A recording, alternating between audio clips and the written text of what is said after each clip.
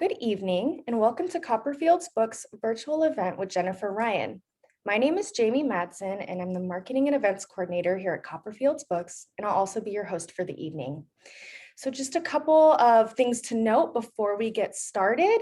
I will be using the chat box to provide links to view upcoming Copperfield's events, details for purchasing tonight's book, as well as a 10% discount code. And we'll also include my contact details for post-event information. Additionally, as always, the Q&A box will be your go-to tonight with any questions or comments for the author. The format will feature between 20 to 30 minutes of speaking and will be followed by a live Q&A. If you look at the bottom of your Zoom screen, you'll see an icon that says Q&A. Please go ahead and submit your questions here rather than replying to my post in the chat box. And I always like to take a moment here and thank you all for your continued support. The proceeds from events like these allow us to continue providing this free event program. So thank you all. And without further ado, I'm excited to introduce tonight's author, Jennifer Ryan. Jennifer Ryan is the author of The Chilbury Ladies Choir and The Spies of Shilling Lane. She lives in the Washington, D.C. area with her husband and 2 children. Originally from Kent and then London, she was previously a nonfiction book editor. Jennifer is with us this evening to discuss her latest title, The Kitchen Front. And I know I'm excited to hear about this. I'm sure many of you are as well. So I'm going to waste no time in handing it over to you, Jennifer. Why don't you take it away? Well, thank you. Thank you so much. Oh, Jennifer, you're muted. There we go. Hi, it's wonderful to be here. Thank you so much for having me. And it's so wonderful to see everyone here. And such an honor to be here at Copperfields this evening. So first of all, I've been asked to talk for a while about the book. So I have a PowerPoint presentation. So I'm just going to put it up on the screen now. Let me do the share screen. Here we go. There we are. So here we are. This is The Kitchen Front. This is the new book that's come out. This is my 3rd book. It's set in the Second World War and it's about women in the Second World War. I love this era and I love writing about women particularly during this era. So it's essentially the book is essentially about a cooking contest that's happened in the Second World War Britain. Food was rationed really quite heavily, and there was an awful lot of food shortages during the Second World War. And the government particularly, and a lot of other organizations were really pushing for people to find different ways to use the food that was available to them. And cooking contests were actually all the rage because they were free of charge to run, and they got a lot of they kept spirits up during the war. It made people a little bit more excited about what they could do with rations rather than just seeing them as a bit of a drudge and difficult to get a handle on. And that's why I decided to set this book make it into a cooking contest. So there's 4 contestants. They're all women. This is a women's cooking contest because the winner gets to be the first female co-host of a radio show that is called The Kitchen Front, which is on the BBC. So there's 4 women, and each of these 4 women are they're all professional cooks in different ways. So the first one is Audrey, who is who's a young widow in her early 40s, who's got 3 children, and her husband was killed earlier on in the war, and she's heavily in debt, and she started a home baking business, and this is what she's just working all hours of the day in order to keep a roof over her head and to stop them from being homeless. And you really feel for her. You know, I think everyone who's a parent understands how difficult it is to raise children And if you've got 3 kids and you've got this incredibly time-consuming baking business, and there's a war on, and you have to keep your family clothed and housed, it's the stress is on her, so she's desperate to win this contest, and your heart just goes out to her. She does what a lot of people during that era did, which is turn their gardens over to produce vegetables, and she keeps chickens, and she's got a pig as well. And this really adds a new dimension to her, but it also gives her an awful lot more work to do as well. So poor Audrey is desperate for some kind of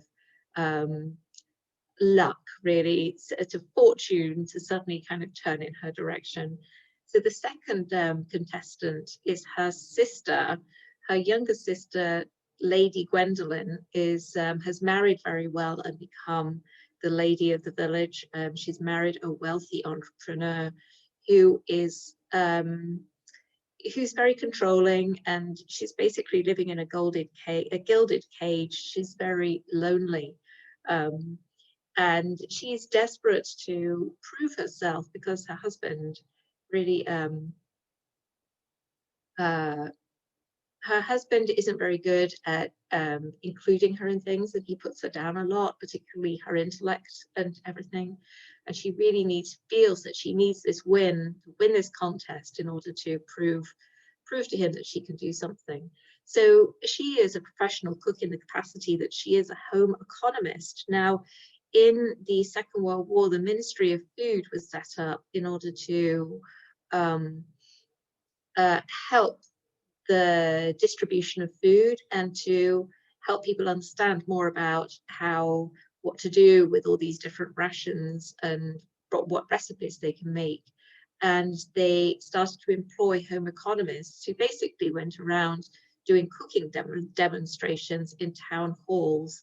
And these were quite often quite wealthy women or women from the upper classes who would do this. This was considered quite a nice kind of genteel way that upper class women could become involved in the war effort.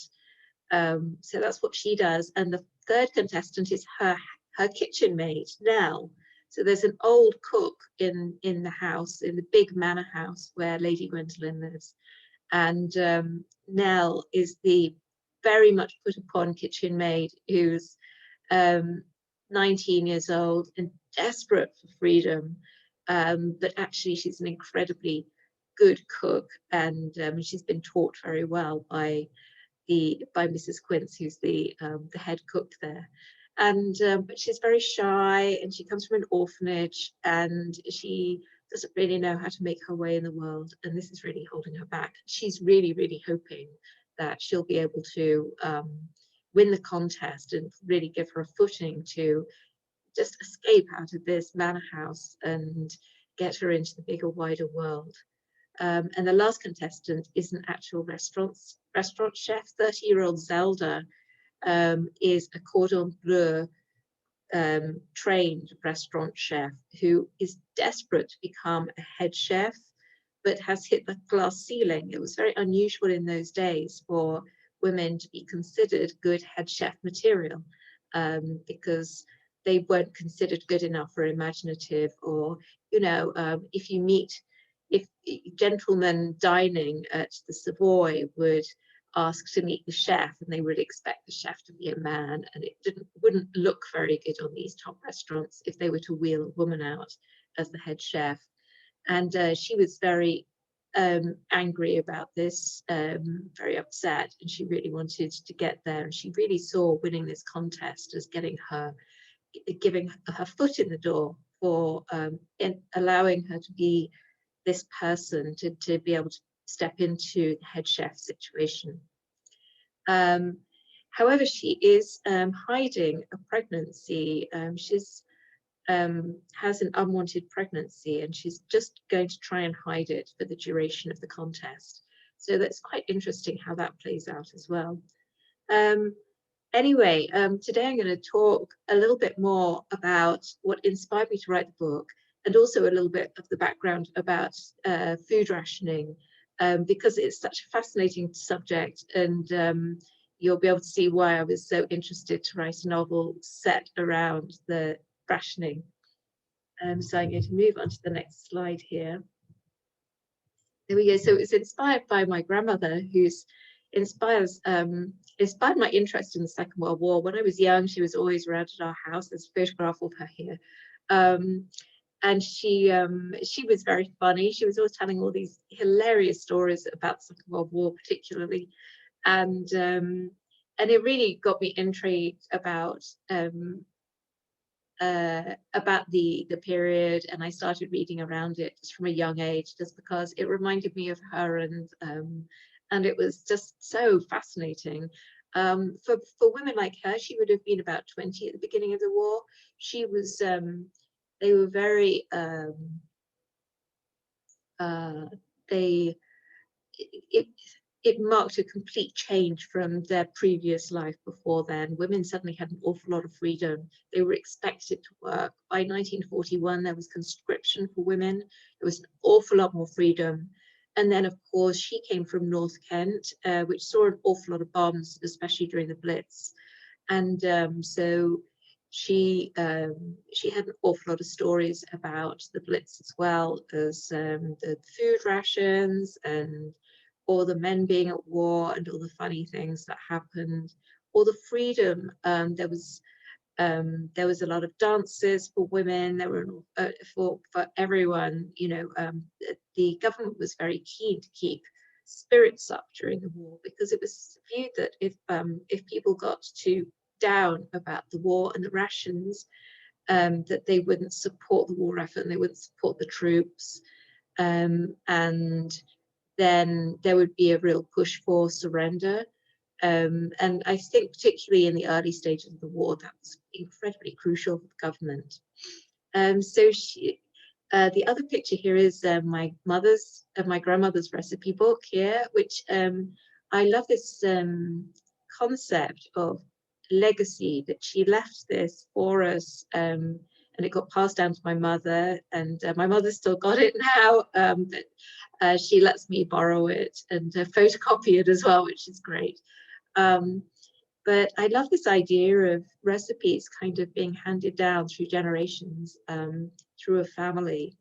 And in fact, in one part of this book, you can see the handwriting is very different from my grandmother's handwriting, and we think that that must be my grandmother's mother, whose book it was before hers.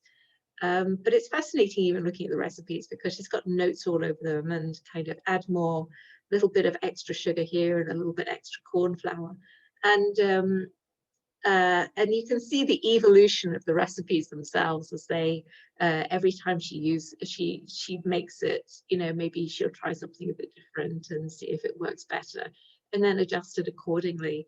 It's such a precious article. You really feel her coming through in this book, and I've really tried to weave that feeling throughout the book as well, because I think food plays such a big part in social, cultural, kind of family history as well. So let me move on to the next. So food rationing began in 1939. Here's a ration books. There's also a clothes ration book as well. Clothes rationing came into effect in 1941. So the food rationing came into effect in 1939 and went all the way until 1954, which is why my grandmother's food was completely different from my mother's food. She always cooked with an awful lot of offal. She made more vegetarian food. There was a lot of pies and things, and basically I've realized that the difference in the food that she used to make was mostly because of the war, because of the shortages and the rations. So the offal particularly was much more common for people to use that during the war than say for my mother's generation, or certainly ours. At the beginning of the war, the government realized that food shortages could pose a serious problem to the British war machine, because at the time, 60% of the food in Britain was imported. And they realized very quickly that German U-boats would start attacking the ships from coming in and taking food into the country. So they quickly decided that what they were going to do was to control the whole of food production within the country and distribute food evenly amongst the population and control prices. And in this way, it would keep the entire population well fed. I mean, the idea was that it wasn't necessarily an interesting diet, or but it was incredibly healthy. And arguably, also the statistics point out that actually the British population was an awful lot more healthy after the Second World War than it was beforehand. And there were two main reasons for this. One was because of the sugar, because sugar was heavily rationed during the Second World War because it's not really produced in the UK. And so you don't get so many sugary foods. And fat was also a problem. Cooking fat and butter was quite difficult to get hold of as well. So you get rid of some of those kind of quite unhealthy things in your diet. But also, people became much more aware of nutrition as a result of the Second World War. I think beforehand, people were just particularly poorer people in the lower classes would just be kind of handed a piece of bread, and that would be that. Whereas I think the Second World War taught them that you need protein in a meal, and you need to eat more vegetables.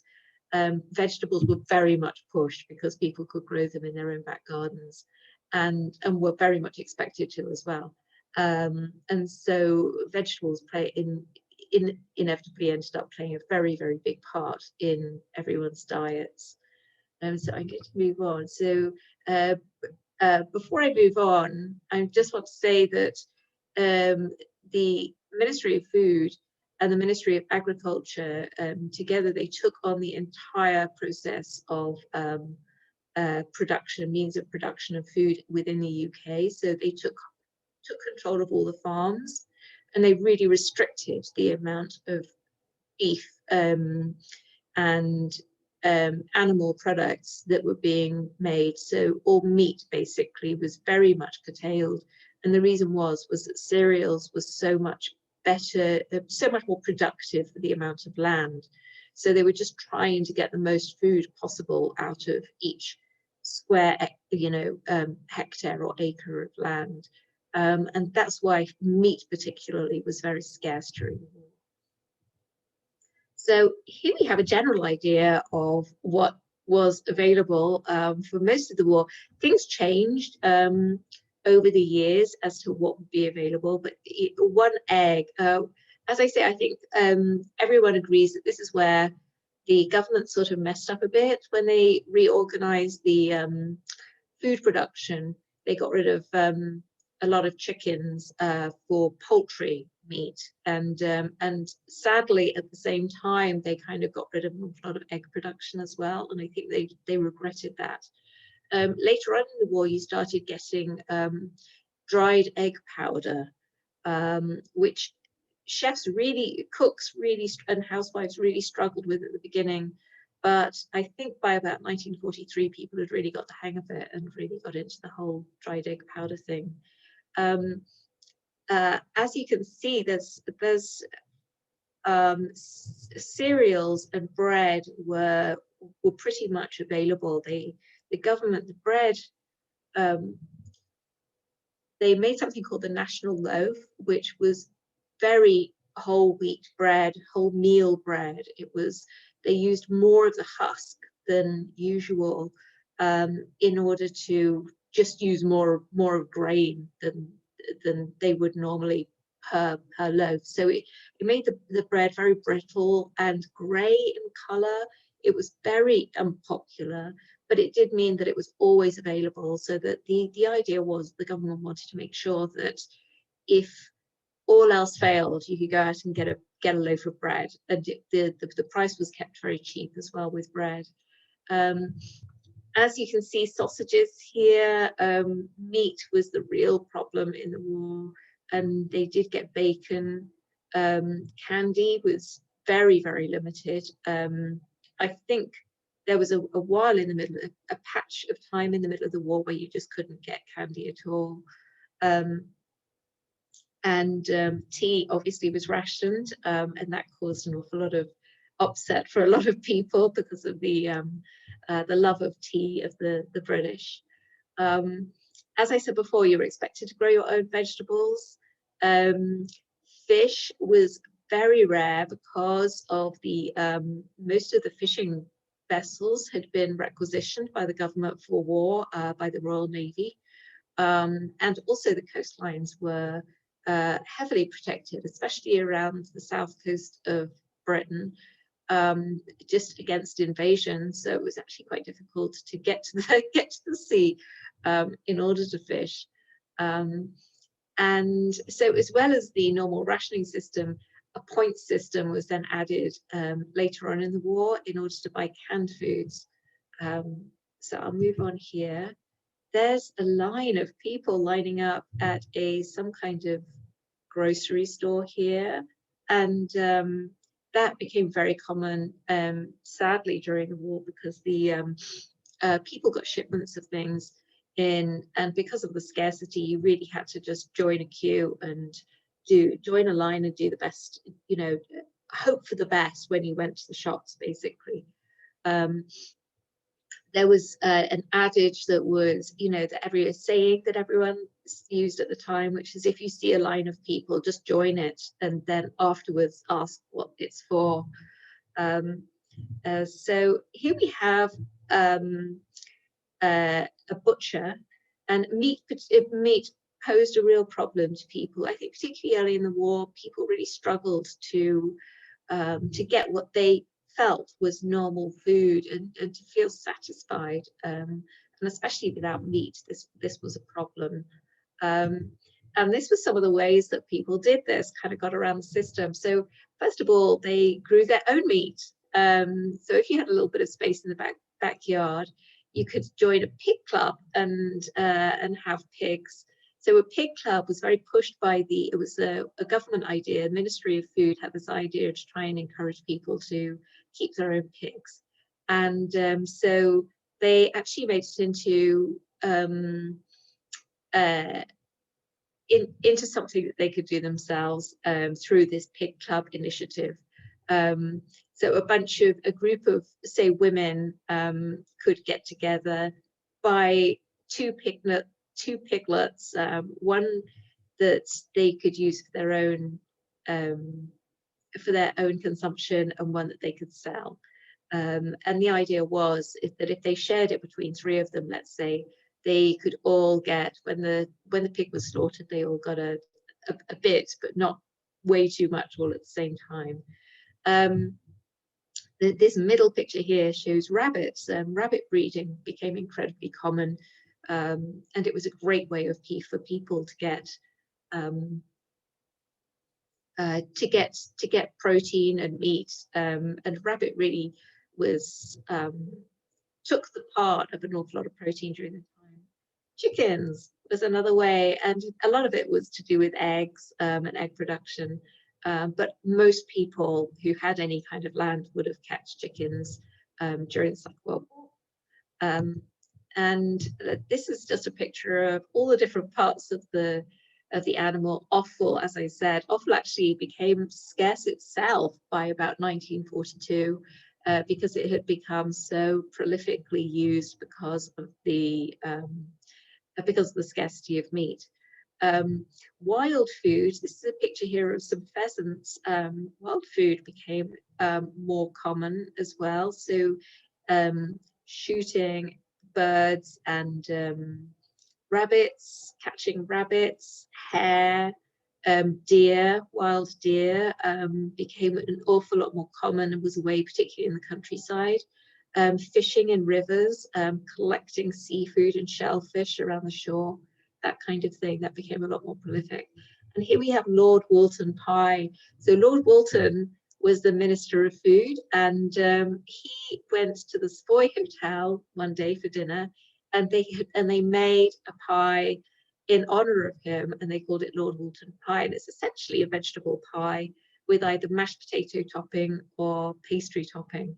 And it became incredibly popular during the Second World War. And the idea was to use up all the vegetables, and it didn't have any meat in it whatsoever. So vegetarian food became very much more common in the Second World War. And so then you had your more unusual sources of protein. This is whale meat. Whale meat came onto the menu. They started getting whales from the North Atlantic by 1942, and this features in the book as well. So the book, The Kitchen Front, I involved a lot of recipes as well, just to kind of really showcase what people did, because apart from anything, it's just fascinating from my point of view. Some of them are just great recipes, but then there's others I've put in just because I think it's interesting to see what they actually did.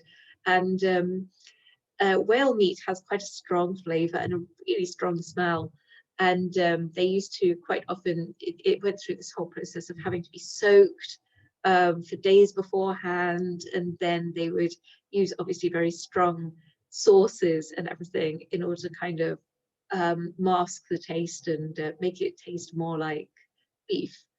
I'd say it's, they said that it's mostly a lot more like venison, deer meat, than anything else, or horse meat, if anyone has tried horse meat. But it really is quite a different kind of taste. Yeah. Anyway, spam obviously became a lot more available during the Second World War, and there was an awful lot of recipes for spam. Here we have a picture of geese eggs. I mean, people really did become very creative, and in a way I think that's why I really wanted to do this cooking contest, because I really wanted to showcase the different ways that that women could that people could really experiment with food. So there were mock recipes as well. So this is mock duck, this recipe here, which is made out of sausage meat. And this is mock cream, which is like a roux sauce. And here's butter, and cooking fats were also a big problem as well. And there were different ways that you could get around it. Meat fat was very much used at the time. So here we have offcuts of different fats. And also there were just a lot of little techniques. So if you were to make pastry, you could add mashed potato instead of so much fat in order to make pastry, and it made more of a potato pastry, and that became very popular as well. Sugar was a real problem, and so here we have some of the ways that people got around that. This is 3 kids with carrot lollies. I love this photograph. And the apples, fruit was very obviously kind of used in order to add natural sugar into recipes. And here we see there's jam as well that was very much used. There was an awful lot of jam making because it kind of added, it made berries particularly, it gave them longevity. And beekeeping became very common as well. So the Kitchen Front, this is the BBC radio show that was begun every single morning in order to show people what they could do with the recipes, with the food rations.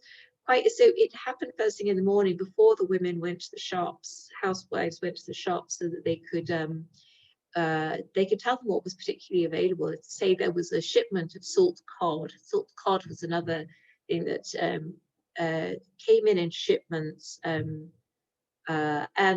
no one really knew what to do with that, so they would provide recipes on the show. So there was big change in the way women were seen during the Second World War. Suddenly, instead of being, as you can see, this is the 1930s advert, oh my goodness, romance and dishpan hands, and you know, women were seen as very emotional and dependent on men and subservient to a very large degree, and an awful lot of the advertising was really kind of pushed in that direction. So, and that changed radically in the Second World War, when suddenly women were really needed to, first of all, to work actually, and to be not emotional, but to be very resourceful, I think was the word, very strong, resourceful, hardworking.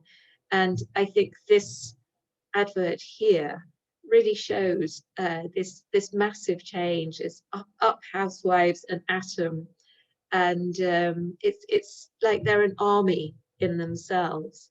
Um, and yeah, here we are. There's a woman here, and she's obviously making jars. She's jarring up food as so that it's can be preserved. Of course I can. That's the general, it's this kind of resourcefulness. They're really kind of getting women to get on board with the entire war effort. And here we have, this is a cooking demonstration actually, so that I spoke about, one of those. So someone's going to come along and show them, all these ladies, how to make, say, Lord Walton pie. Restaurants were not rationed. So this is a British restaurant. It's volunteers, women volunteers used to kind of run these restaurants that produced food at a very cheap price for anyone in need of that. And it basically ran to supplement the whole rationing system so that no one really went hungry. Here's women. I just wanted to show what kind of work they were doing. Suddenly they were, and conscription happened in 1941 for all women, so they had to do some form of war work. So you've got a lot of them ended up in bomb factories, munitions factories. Then you had land girls working in farming, and you had obviously women working in the military. And here we have Queen Elizabeth herself, who joined the ATS, the Women's Army, she was 18 in 1944. And she became a car mechanic and a truck mechanic, and said that she enjoyed the experience very much. Oh,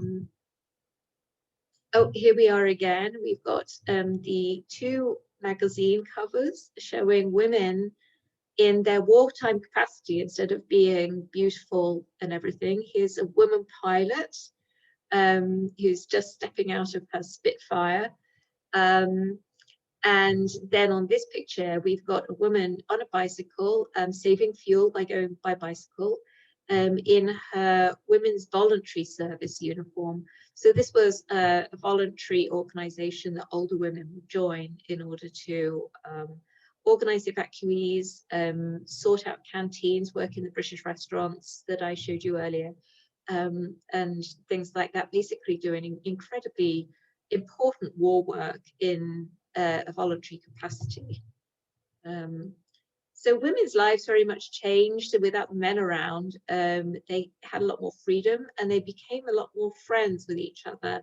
And it's this camaraderie that really intrigued me about the Second World War. And my grandmother just loved about it. Suddenly, she said her dad wasn't around and it was just her and her mum, and they just had a ball. But there was a lot of dances. There was an awful lot of free entertainment, a lot of dances like in here. Every town hall, basically the government was looking for ways where to get like free entertainment to keep the spirits up. So dances like this were very much pushed by the government because they were very cheap to put on. And women's groups such as the Women's Voluntary Service and the Women's Institute became very popular as well. And women's sports here, this you can't really see this, but this young woman here is in a goal. She's playing soccer. And soccer became quite the thing in the Second World War, women's soccer. So this is just some of the sources that I got some of my information. That I've spent years researching this wonderful era and women in this era. And here are some of the things that I've got my information from. This woman here is actually a ferry pilot from the Second World War that I got to meet. I've met and interviewed an awful lot of women and men, but women particularly, who were actually there in the Second World War. And there's nothing that takes the place of actually talking to someone who was there at the time and who can really explain what it was like and everything. It's amazing how many women, even though this was such a difficult and sad time for so many, said that it was the best time of their lives. And a lot of that was just because of the opportunities that were available to people at the time that hadn't been there before, and the amount of fun, of course. There was an awful lot of recipes from the government, from the Ministry of Food, and you can actually find those in various archives in the UK. And then there's books and letters and recipe books as well. Fascinating. So that's the end of my talk for today. So if you have any questions, then I'd really love to hear what you have, any questions that you have. That was fantastic and super interesting. I could continue listening to that for, the rest of the evening. Oh, thank you. But we do have questions. So why don't we dive in? And for all of you out there who still haven't submitted your questions, we do have time. Just throw them in the Q&A box. Okay, so our first question is, do you include some favorite recipes in the book? I do. So I'd say there's about 20 recipes in the book, and they've all been tried and tested. Well, apart from the whale meat one, and there's also one called sheep's head roll, which I just honestly, when I heard about it, I thought, you as a cook, anyone who's interested in cooking is like, how would you even make that? And so I had to include that too. But it's got some really yummy recipes as well that I've included. I think one of my favorites is the Lord Walton pie. That's delicious, actually. And there's another one from which is called Hominy pie. This is a very Second World War pie. It's a little bit like quiche, but it's got a lot more vegetables, a lot less egg in it. And it was originated by land girls working in farms, and they used to make it with leftovers so that they could take it to the fields the next day and sort of cut it into portion sizes that they could eat actually at the fields. And that's a really delicious one as well. Wow. Then there's some really interesting cake ones. There's an awful lot of eggless cake recipes because of the egg problem, and they're really delicious as well. Actually, they're a lot better than you think they would be. That it's almost like they're more of a brownie kind of style. Quite often they're chocolate flavored because chocolate powder was weirdly actually available most of the war. And carrot cake. There's a cake called the special occasion cake, and it's actually using carrots in order to sweeten it. And I think this was kind of newly devised during the Second World War as a kind of way to sweeten it without sugar. And then it took off kind of as carrot cake subsequently. Wow. I mean, they were pretty clever, especially with the potato and over the pie, and I don't know. It is, yeah. I think this is why I really wanted to so the book is divided into 3 sections. The first section is the starter, it's the first round. The middle section is the main course, which is the second round, and then the third section is the dessert round. So you basically have in each section, I kind of get to showcase all the different techniques that they use, and as some of the chefs in the cooks involved kind of mull over what it is that they can do in order to showcase their best and everything. It was really fun. I think the cooking contest element of it makes it as such a fun read. Oh man, and we're getting lots of comments as well. Many people saying, I can't wait to get to reading your book. Or Jill in particular has a comment. She says, I truly enjoyed this book. After being a fan of British Bake Off, it seemed like such a great book to read for us that are fans of the show. Will your next book be around food and cooking as well? No, actually, it's not. I've already started writing the next book, and it's not about food and cooking now. I've been told not to talk too much about it, so I can't really say very much about it. But it is set in the Second World War, and it is once again about women. I love talking about women in this era. As I was saying in the presentation, it was such an amazing time for them. It really brought the whole kind of women's liberation on, and the way women were just seen by society so much more. During just after the Second World War, there was a sociologist called Francis Merrill, and he said that war is the biggest instigator of social change. And I think that that really, particularly with women, the progress of women, it really marks this amazing moment for them to really help the rest of society understand that they're not just, um, wives and, emotional beings who are dependent on men.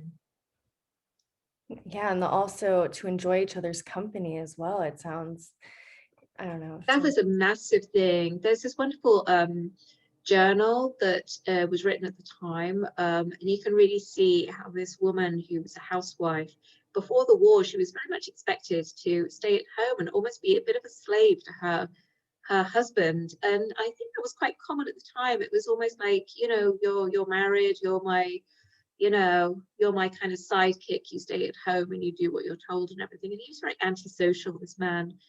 And during the war, she kind of joined the women's voluntary service and became incredibly active in it. And she kind of suddenly had this excuse not to be at home at the time. And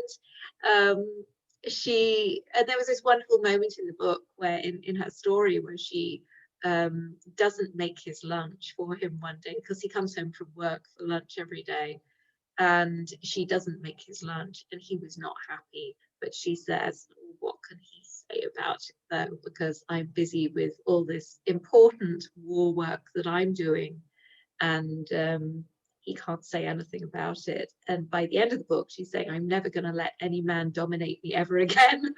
Yeah. and I think it really empowered women, just sort of being able to work and being able to get out there and join other women and join these groups. I think women's groups are, there's been an awful lot of studies that have shown how important they are to progressing individuals as well, and making women a lot more kind of sharing information, sharing childcare, and making them a lot more risk averse because they have a backup, which means that they can take more chances. Right. We do have a couple questions, historically related. Virginia's wondering, why was food rationed until 1954? So after the Second World War, Britain was really in debt. Uh, they weren't really prepared for the Second World War at the beginning, and I think when it began, they were a little bit taken aback and on a back foot. They had to muster things very, very quickly. They didn't have an awful lot of money. They were still in debt from the First World War, and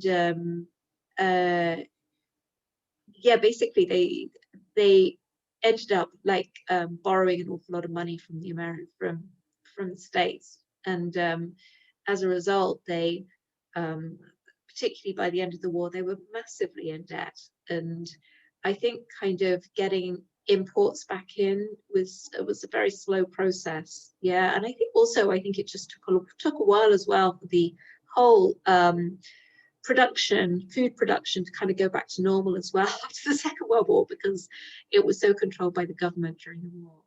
Right. Thanks for answering that. Karen has a question about the slide with the rationing book. There was also a clothing book. And what was that for? Can you tell us about that? So in 1941, they started clothes rationing. Basically, they bought they they so it was really interesting. They kind of like jumped it onto the population because they didn't want to give people any idea that it was just about to happen, because they didn't want everyone to kind of run out to the shops and start buying things, and then that would cause a major shortage. So suddenly one day it just came on the radio and in the newspapers, okay, we're going to start rationing. And at the back of everyone's like normal rationing book, they had some extra coupons that they just put on there as a kind of spare thing. And they said, so at the end of your ration book, everyone, you've got this block of spare spare rations, they are now clothes rations, and you have to use these in order to buy clothes. And it was quite it's a fascinating subject in itself, yeah. But Wow. it was quite strict, and it became even more severe as the war went on. And they had something that the government started once. It was a bit like the Ministry of Food. They wanted to make things easier for people, so what they did was they had something called utility fashion. So they started making clothes that used less material and used the material that and it was made in a process that was kind of, they could make it en masse, which meant that they used less resources to do it. Mhm.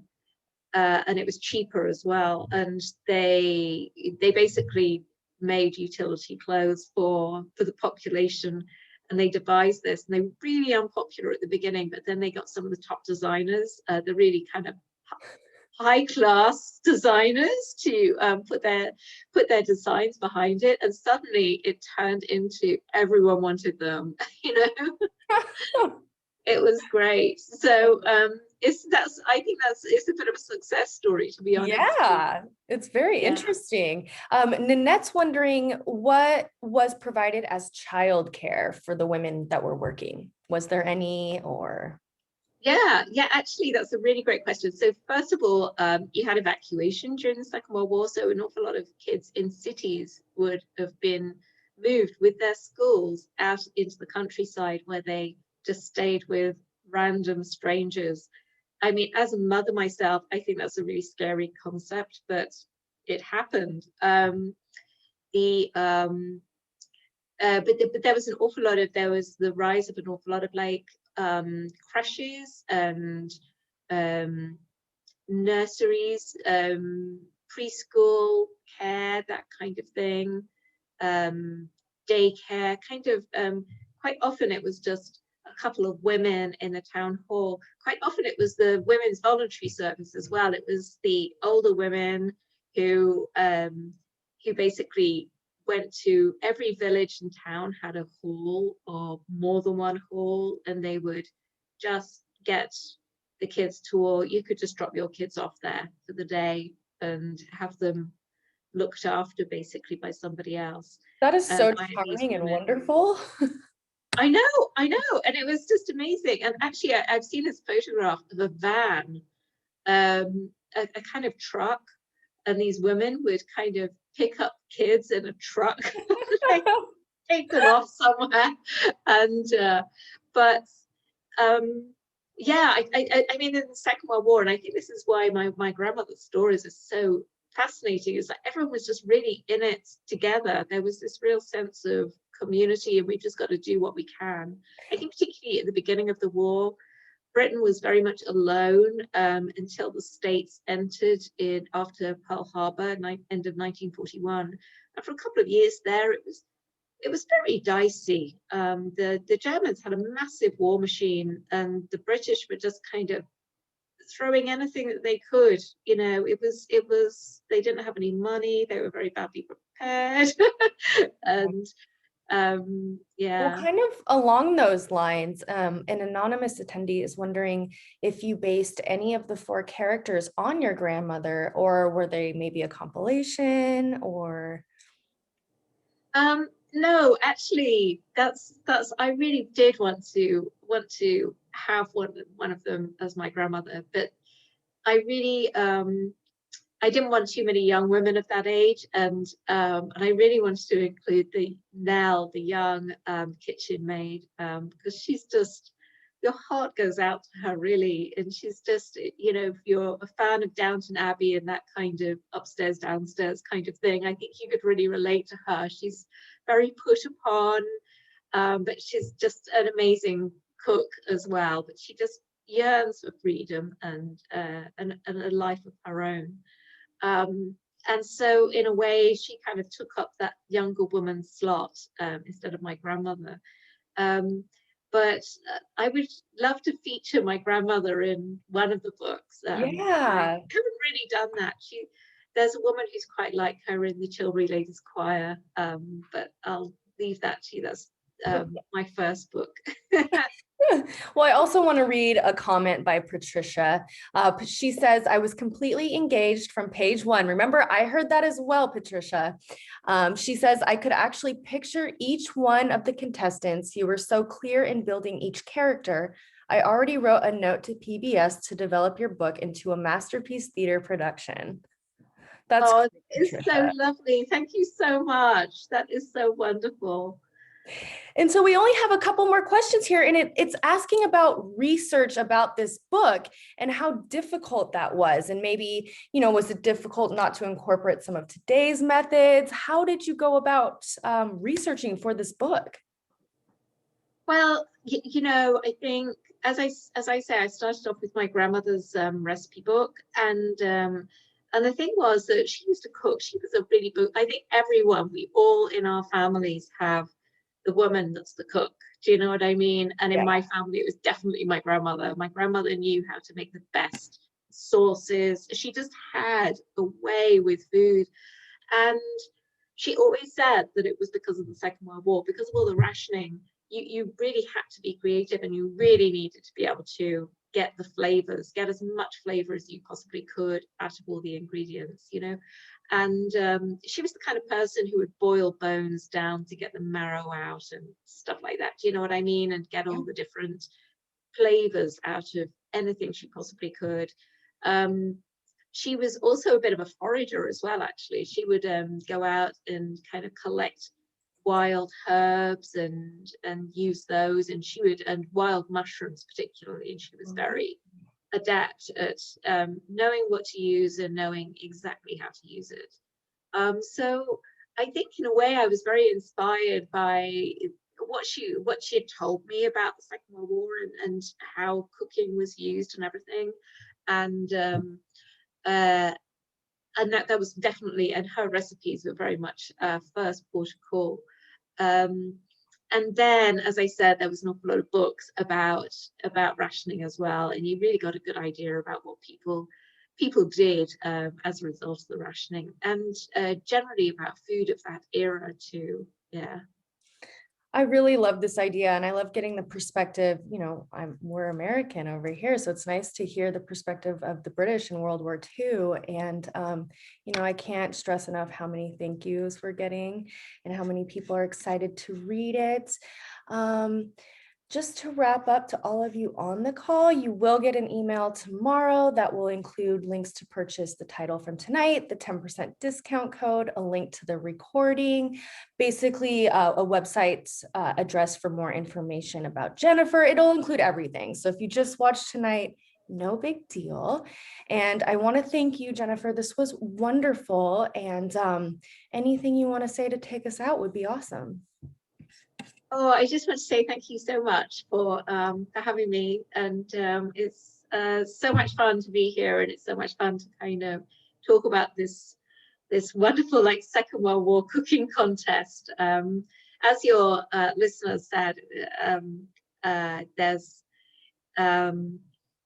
it's a bit like the British Bake Off, or one of these cooking shows that you see, but in Second World War Britain in book form. It sounds like such a fun read. Well, thank you so much for having me. It's been really fun. Yeah, and I know you can't say too much about your next book, but hopefully we'll have you in person when it comes out. Oh, well, thank you so much. That would be just wonderful. Thanks so much. Everyone have a great night.